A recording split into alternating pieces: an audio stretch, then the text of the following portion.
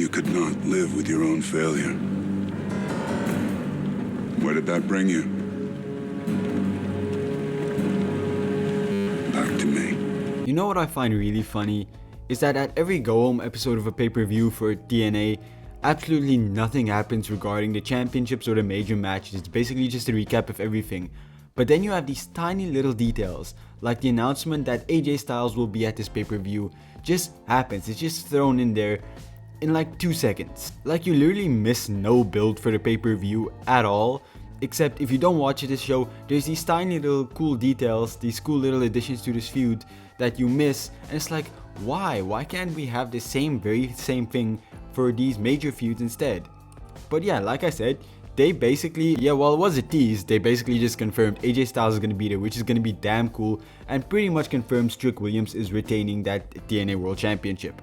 And it also kind of validates my theory that Joe Henry will turn heel, because he's gonna go to NXT soon, and he'll turn heel on Santana, and then we'll have Santana and Joe Henry, Santana versus Joe Henry at Bound for Glory, and then AJ Styles versus Trick Williams at Bound for Glory 2 for the TNA World Championship. It's gonna be incredibly funny for the fact that the TNA World Championship is gonna be taken away by another WWE wrestler, because I don't see Trick Williams retaining against AJ Styles.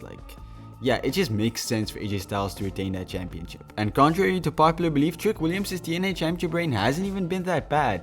Now, if we're talking about purely on how it's been presented on TNA, yeah, it's been awful, but on NXT, it's actually been a pretty decent reign, all things considered. Yeah, it's just kind of weird how NXT, WWE in general, has such a chokehold over the entirety of TNA.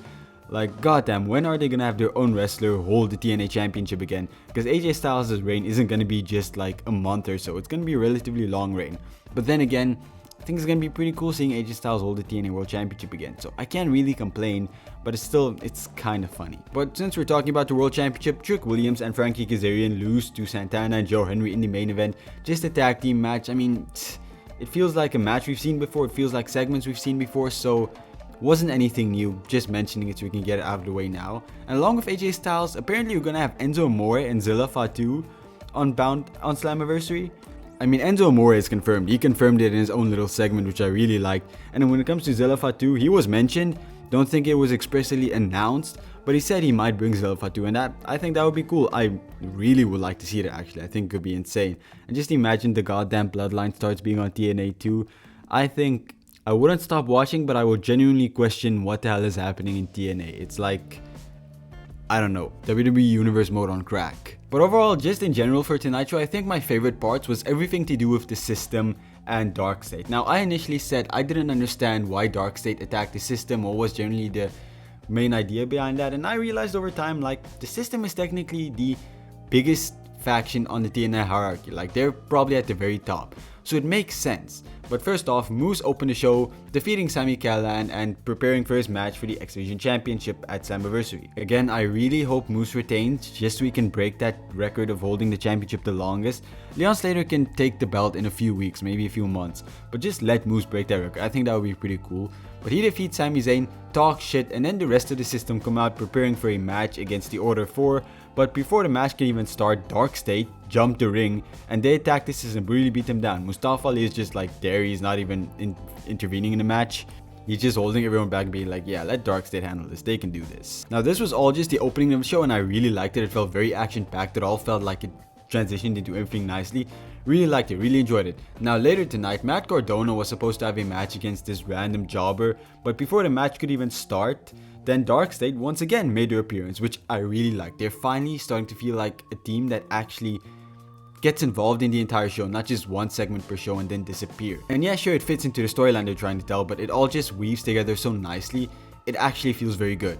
So basically, the DarkState jump the ring, they attack Matt Cardona, Brian Myers comes out, he's the first one to save him, and just because of that, the rest of the system just have to come out to save Brian Myers too, meaning the system and DarkState are now face to face. This also made the announcement that Matt Cardona has to team up with the system to go head to head against DarkState at the pay-per-view, which I really like. I really have been enjoying what they're doing with Matt Cardona, with Brian Myers and the system, and the whole interconnected storyline there. It's been so very entertaining. I really love this. I'm actually so excited for this match. I don't know why, because I said even DarkState, I want to see more of the individual members, but their entire theme vibe, what they've been doing recently, I'm really digging it, and especially the system storyline. Like, it's so I'm so invested in this. Now when it comes to the Knockouts Championship and the Tag Team Championships, I would like to say a lot, but there's really not a lot to say. The About Elegance brand, the Fatal Influence and Master Slamvich all had this weird little promo. Again, nothing really to talk about there. Same with the Tag Team Championships, the Hardys were talking, then First Class came out and talked, then the Nemesis, and then the Rascals came out, and everybody just had a brawl. Like, you don't really miss anything here. If you've seen NXT or TNA in the past, you really get what you needed to get. There's nothing new here. Tessa Blanchard was also in action against Dani Luna, picking up a successful victory, which is good heading into her match. Tessa and Victoria Crawford kept trying to attack Dani Luna after the match, but Indy Hartwell came out to save her. Pretty cool. Then backstage, which was also a little detail I like, Indy Hartwell was looking up after Dani Luna after her attack when Jody Threat came out. Jody Threat wanted to check up on Dani Luna too, but Dani Luna just told her to go away. I really liked it. I really like the idea that Jody Threat is still trying to look after her old friend, but Dani Luna doesn't have anything interesting. It's pretty cliche, but I like it and I feel like there's a lot of potential there. Then you also had the Hometown Man picking up a victory over one of the members of the Northern Armory, and Eric Young is just pissed at this, tries to run after him. Again, I've been really enjoying what they've been doing with the Hometown Man. It's been so funny and so interesting. It's actually quite cool. I can't believe I'm saying this, but I'm so invested in the character of Cody Deaner. What has the world turned to? And that was TNA. I won't say it was an amazing show. I'd say it was a pretty solid 6 out of 10. The action was cool, some of the promos were cool. I think it's just one of those regular go-home episodes where if you've seen the previous episodes, you've seen everything. They really didn't do anything new, but just the tiny little story details, the things with DarkState, the AJ Styles tease, the Enzo Amore and Zilla Fatu tease, whatever's happening with the Hometown Man. I just think a lot of those tiny stuff just made the show entertaining for me, so I can't say it was awful. So thank you for watching. I cover NXT and TNA weekly, so if that interests you, please like, subscribe. I'm also going to cover Slammiversary. Again, if that interests you, leave a like, subscribe. Thanks for watching. Okay, bye.